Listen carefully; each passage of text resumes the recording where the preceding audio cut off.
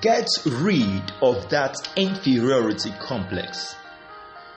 At the end of this audio, you would have been able to double your confidence in all areas of your life. I promise you that.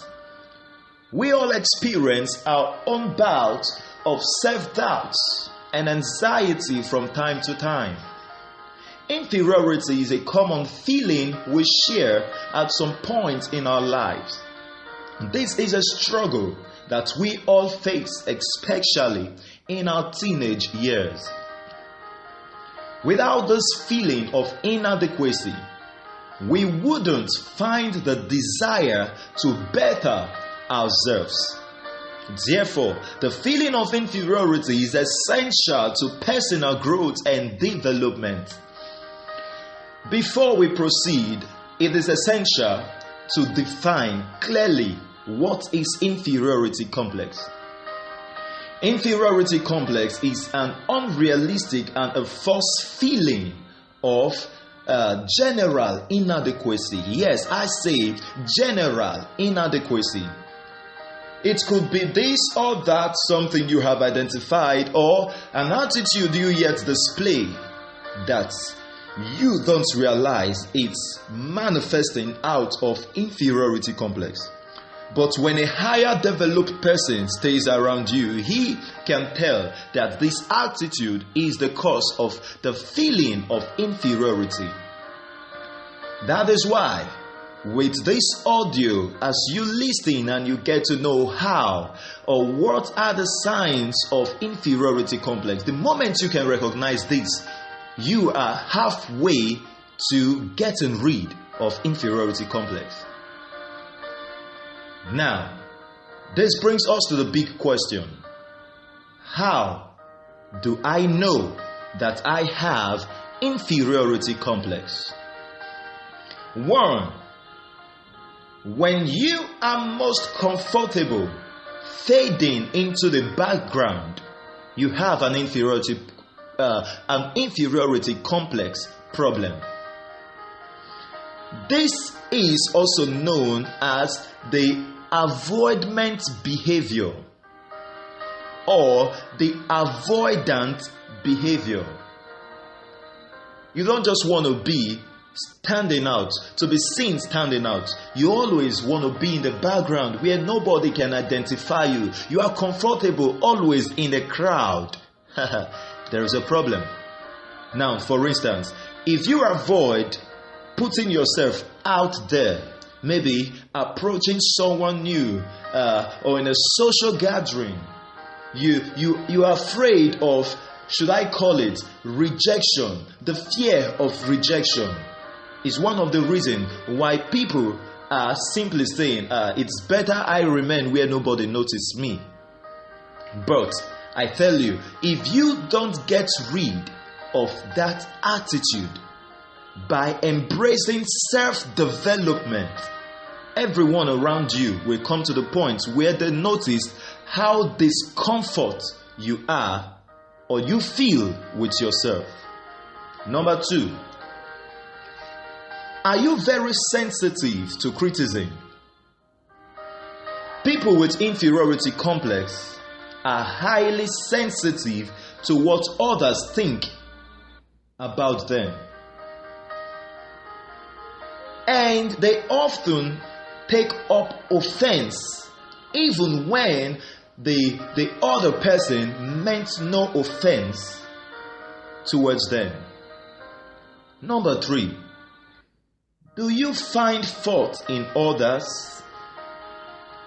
When you have inferiority complex, you may have a habit of finding faults in others. For instance, when you find another person more successful than you, instead of being happy for them, you might tend to say words like they are just puffing up or they are trying to be what they are not.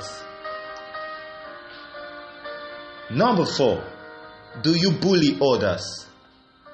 Or have you ever seen someone who bully others? This is a major sign of inferiority. Being a bully is not confidence. making others feel less important, is a sure sign that you are simply trying to hide your painful, inferior feeling about yourself. And number 5, do you only feel good about yourself when you feel you are doing better than others? Yes, it's a human nature to compare yourself to others around you. But there are what I call the healthy way and the unhealthy way of handling this. If you are handling it the healthy way, you are simply then focusing on being better, or you are focusing on someone who is better than you because you want to get better. But when you have inferiority complex, your main focus will be to become better than others. Then you get into the life of competition. When you see someone trying to make others feel weak, they are simply trying to cover their inferiority complex. Number 6, you don't believe when I say you are beautiful. Oh, you look good. Wow, what a beautiful dress you have. You don't believe it when people compliment you. When you have self-esteem issues that stems all the way back from childhood, it can affect the way you see compliment. People with inferiority complex won't be comforted by a positive feedback, or even if they are, it won't stick for too long. 7,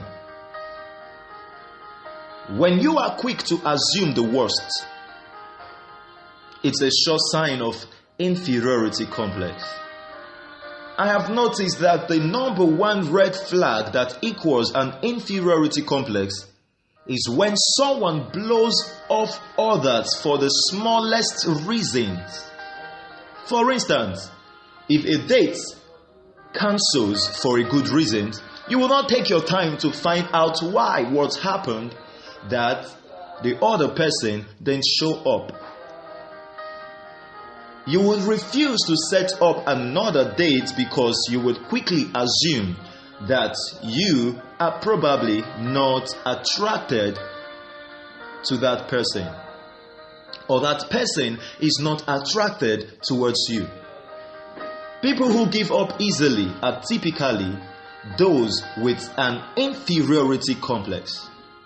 They usually expect negative results with anyone they meet. And number 8, when you claim rights at everything and refuse to admit your wrongs, what is that? You just said it.